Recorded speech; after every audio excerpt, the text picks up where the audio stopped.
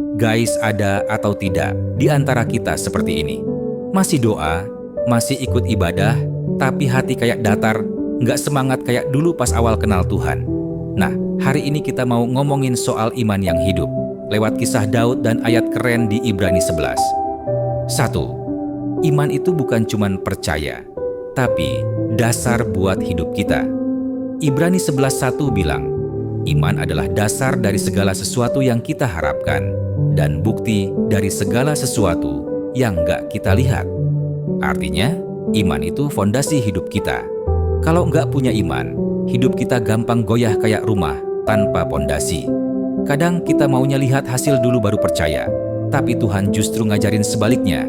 Percaya dulu, baru nanti lihat hasilnya. Dan di ayat 6 ditulis, tanpa iman, nggak mungkin orang berkenan sama Allah. Jadi kalau kita mau hidup yang disukai Tuhan, ya kuncinya cuma satu, punya iman yang sungguh-sungguh. 2. Kisah Daud dan tabut Tuhan, tentang hati yang benar di hadapan Tuhan. Waktu itu, Daud mau bawa tabut Tuhan ke kotanya, tapi pas di jalan, Uza pegang tabut itu dan langsung mati. Kedengarannya keras, tapi itu nunjukin kalau kekudusan Tuhan gak bisa disepelein. Daud sempat takut banget, sampai akhirnya dia nitip tabut itu di rumah orang lain, Obed-Edom. Malah rumah Obed-Edom diberkati Tuhan besar-besaran. Waktu Daud dengar kabar itu, dia langsung sadar, aku gak mau jauh dari kehadiran Tuhan. Akhirnya, Daud bawa lagi tabut itu. Kali ini, dengan sukacita besar, dia sampai menari-nari di hadapan Tuhan, penuh dengan kegembiraan. 3. Iman yang hidup bikin kita berani menari buat Tuhan. Bayangin, seorang raja pakai baju sederhana, terus nari di jalan karena saking bersyukurnya sama Tuhan. Orang lain mungkin mikir, ih, ngapain sih? Gak malu apa? Tapi Daud gak peduli. Dia tahu, yang penting Tuhan senang, bukan manusia. Sebaliknya, istrinya Mikal malah ngeledek. Dia bilang, Daud memalukan. Tapi Daud jawab keren banget. Aku menari di hadapan Tuhan.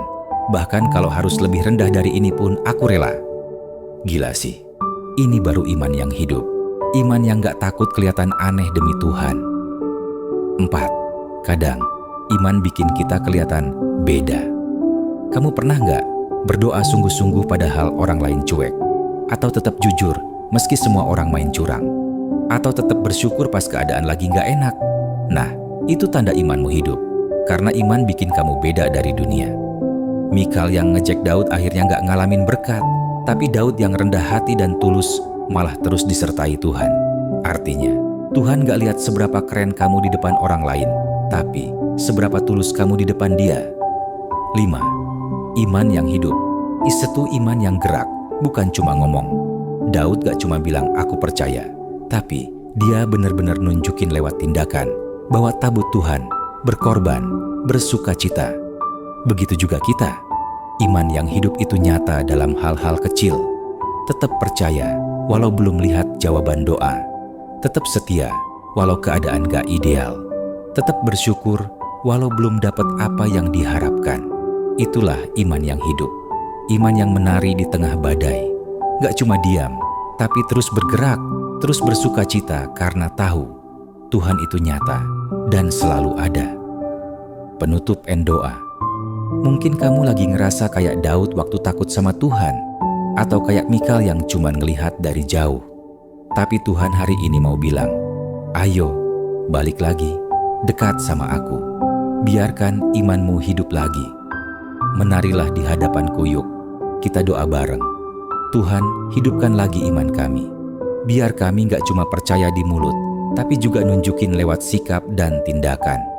Ajari kami bersukacita di hadapan-Mu, bahkan di masa sulit, karena kami tahu Engkau selalu ada dan selalu baik. Dalam nama Yesus kami berdoa. Amin.